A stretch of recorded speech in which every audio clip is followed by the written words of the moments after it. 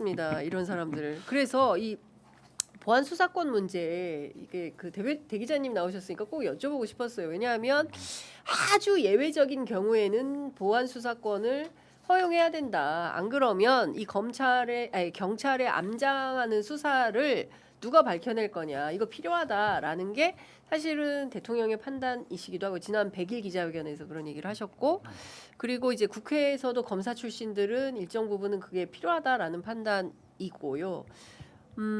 그러나 우리 그 검찰 출입을 오래 하셨던 우리 대 기자님께서는 이 어떻게 생각하십니까? 여기- 공소청 수사검사, 네. 공소청 검사들에게 보안 수사권 줘야 되냐 말아야 되냐. 여기 뭐 자료 준비해 주신 거 보니까 네. 뭐 최근에 어떤 매체에서 보안 수사권 부여에 대한 여론조사를 했더니 세계일보 조사입니다. 부여해야 한다가 45%, 네. 부여하지 말아야 한다가 35, 예, 모름이 20 이렇게 나왔더라고요. 그렇습니다. 근데 저는 이제 지금 뭐 보수층 지지자들이 45%나 되지는 않을 거라고 보기 때문에 예, 지금 이 안에는 어떻게 보면 민주당 지지층도 꽤 들어가 있다고 보거든요. 근데 또 이재명 대통령이 또 이제 제한적 수사권, 보안 수사권을 줘야 된다는 발언도 하셨고 그런 것들이 좀 영향을 미치면서 이런 결과가 나오지 않았나 싶은데 저는 이번 국정조사를 보면서 그 보안 수사권이 얼마나 위험한 것인가가 다시 한번 확인됐다고 보거든요. 단적으로 보면 대장동 사건 같은 경우 검찰이 네. 일기 수사를 해서 이를테면 이재명 대통령은 혐의가 없다, 관련성이 없다라고 결론을 내렸는데 정권이 바뀌고 나서 검찰이 이기 수사팀이란 걸 꾸려서 이재명을 타겟으로 하는 수사를 했지 않습니까? 이게 보안 수사거든요. 그러니까 이렇게 비유할 수 있는 겁니다. 1기 검찰 수사가 경찰이나 중수청이 하는 수사고 네, 그것이 만약에 이제 검찰의 보안 수사권이 있을 경우에 검찰로 송치가 되면 이번에 2기 수사팀이 했듯이 검찰이 다시 그대로 수사를 할 수 있는 거죠. 그렇게 되면 거기서 검찰이 얼마든지 원하는 방향으로 사건을 조작해서 끌고 갈 수도 있는 것이고 이제 그런 위험성이 한번 다시 확인됐기 때문에 이 네. 부분은 많은 분들이 다시 한번 진지하게 고민을 해보셔야 되지 않느냐. 네. 과연 이런 일이 반복돼도 괜찮은가. 안 되는 네. 것 같아요. 그래서 예. 이런 부분을 한번 이번 국정조사를 통해서 다시 좀 생각하게 된 것 같고요. 예, 그래서 만약에 허용을 하더라도 네, 이를테면 아주 극히 제한적인 네. 그러니까 여러 가지 측면에서 이를테면 그 뭐 공소시효가 아주 임박해 있다거나 아주 임박 이것도 뭐 몇 달 임박이 아니고 하루 이틀. 뭐 며칠 예. 임박했다든지 아니면 구속 기간 만료가 며칠 임박했다든지 네. 이런 식으로 아주 긴박을 요하는 긴박한 상황에. 그런 상황으로 제한을 한다거나 또 수사 방식도 예, 그냥 모든 수사 뭐 이렇게 압수수색하고 하는 걸 못하게 하고 보안 수사는 그런 강제 수사가 아닌 임의 수사 방식으로만 할 수 있게 한다든지 네, 강제 수사가 필요할 때는 다시 수사기관에 보내서 음흠. 마저 하게 한다든지 네. 이런 식의 어떤 방식의 제한 또는 뭐 어떤 사건 성격을 규정할 수도 있을 것 같습니다. 지금 네. 보안 수사권이 필요하다는 많은 분들의 근거가 민생 사건들 네. 경찰에서 제대로 못한 것들을 검찰에서 걸러줘야 되지 않느냐. 그렇다면 민생 사건 관련된 것만 할 수 있게 아예 민생 예, 사건만 할 수 있게. 거기에 민생 사건에 해당하는 어떤 제목들만 오. 할 수 있게 하고 그야말로 좀 정치적 사건이라든지 이런 검찰이 뭐 정치적으로 이용할 수 있는 그런 성격의 사건들은 뭐 제외시킨다든지 네. 여러 가지의 어떤 보안 장치가 제한 장치를 제한 둬서 장치를 둬야 된다. 물론 저는 보안 수사권을 아예 주지 말아야 된다는 주장을 하고 있지만요. 만약에 하더라도 그렇게 그런 해야 것들이 된다. 필요할 것이다. 예. 국정조사 보니까 제가 보기에는 안 될 것 같아요. 이 사람들 다 똑같은, 그러니까 다들 놀랐잖아요. 아, 이원석 총장 그런 사람 아닌 줄 알았다라는 게 이제 서영교 위원장의 판단이었는데 내가 오늘 입장을 바꿨어요라고 하시거든요. 예. 이 조사 아까 그래프 있었잖아요. 예. 약간 이제 요 조사에 대해서 이제 말씀을 드리면 네, 일단은 이제 질문을 이렇게 했어요. 검찰제도 개편을 통해 검찰청이 폐지되고 수사를 담당하는 중대범죄수사청과 기소를 담당하는 공소청으로 분리됩니다.라는 이제 전제. 설명을 놓고 이제 물은 부분들 그러면은 분리가 됐구나. 뭐 이제 우리 이런 예, 것들 예. 인식을 해서 어떤 분들은 이제 검찰에 대한 개혁을 그 부분을 강조하시는 분들도 있으니까 그렇죠. 그래서 이제 유연하게 답했을 가능성도 이제 있는 거고 일정 부분. 그다음에 이제 이 보안 수사권이라 하잖아요. 그러니까 보안이란 말 상당히 좋은 말이에요, 사실은. 네, 그렇죠. 예, 그 검사에게 계속 수사권을 남겨두는 게 맞냐 이렇게 물었으면 결과가 좀 달라졌을 수 있어요. 근데 예. 보안이란 말, 뭐 합의라는 말, 협의라는 말 이런 말들은 사실은 이제 좀 더 플러스를 주는 효과가 있어요. 야, 이게 여론조사에 근데 이제 의도했다고 보진 않아요. 왜냐하면 네. 이제 정치권에서도 이 보안 수사권 얘기를 했으니까 어쩔 수 없이 저는 썼다고 하지 이것은 이제 의도로 갖고 한 건 아닌데 이제 영향이 있을 수 있는 부분이 있겠고 또 한 가지 이제 이 조사는 전국을 한 건 아니에요.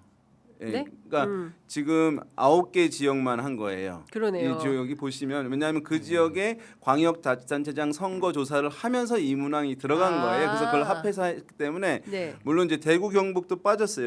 여기서 그러네요. 호남도 빠졌어요. 예, 지금 제주도 빠져 있고 네. 그러니까 대한민국 전체를 한 부분은 아니에요. 그래서 아주 대구 경북도 빠지고 호남도 빠졌으니까 그게 비슷하긴 해서 물론 이제 그거를 뭐 성향이 완전히 반대다라고 해서 하면은 전체 결과 큰 차이는 없을 수 있지만 어쨌든 중요한 이제 여론을 전국을 볼 때는 전국을 다 해주는 게 맞거든요. 네. 개인들 판단 다를 수 있기 때문에 그래서 전국 왜냐면 16개 광역자치단체예요. 전남과 광주를 합해진다고 보면 근데 9개만 네. 지역만 조사가 된 것이니까 이제 그 전국 여론이라고 단정해서 표현하면 안 된다고 보여집니다. 그 측면이 있고 예. 그래서 그리고 아까 우리 대 기자님 말씀하신 대로 어쨌든 이제 그 어느 한쪽 진영의 보수든 진보든 한쪽 진영의 유권자들 네. 국민들 같은 경우는 자기가 이제 지지하거나 선호하는 그 세력의 어떤 시그널들을 받아서 의견을 바꾸거든요. 네. 그래서 만약에 진보층에서 이제 이거 반대하는 기류가 있다 하더라도 말씀하신 대로 네.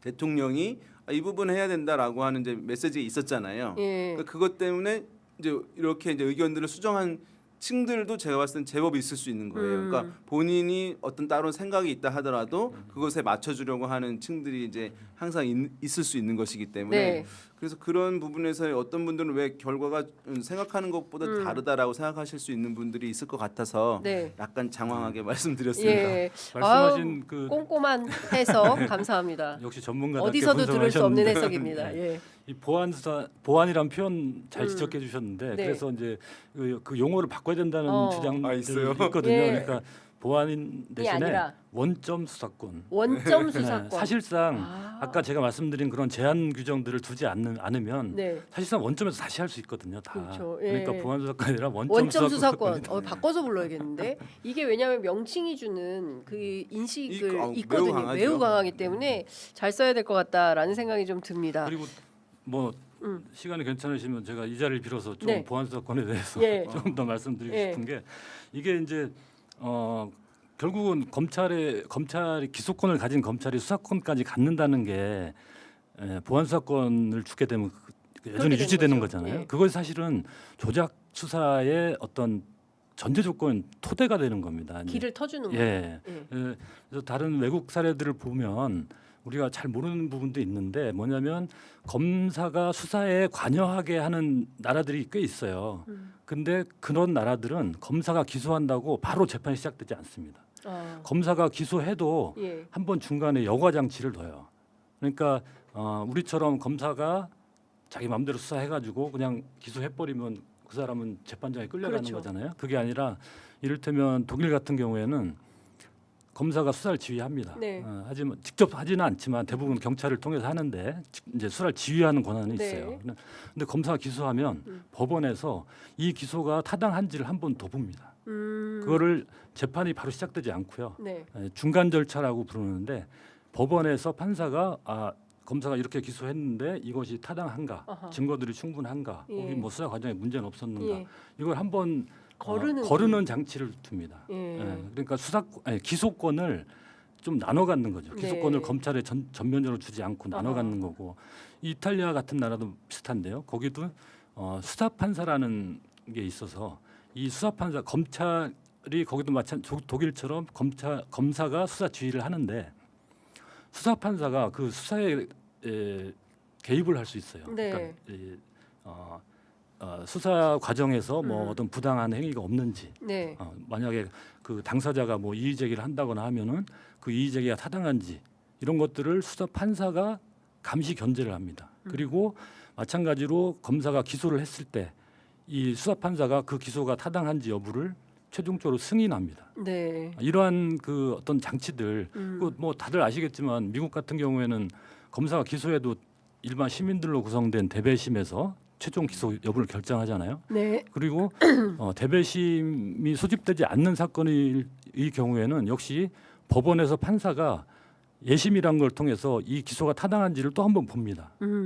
이렇게 그 검사가 수사권을 가지는 한 네. 그 기소 여부가 타당한지 이것을 한 번 더 걸러줄 수 있는 견제 장치가 대부분의 나라들은 마련돼 있다. 네. 우리는 그것이 없이 검사가 수사해서 기소까지 바로 해버리는 아주 기이한 형태의 우리는 검찰 제도거든요. 그러니까 이런 부분은 앞으로 보안 수사권 논의에서도 반드시 좀 참고가 돼야 될 것 네. 같아서 말씀드리고 싶었습니다. 자, 뭐 보안이든 원점이든 용어만 바꾸고 또 주면 그게 개혁입니까? 그런 말씀 절대 하지 마세요. 이런데 그런 주장이 아닙니다.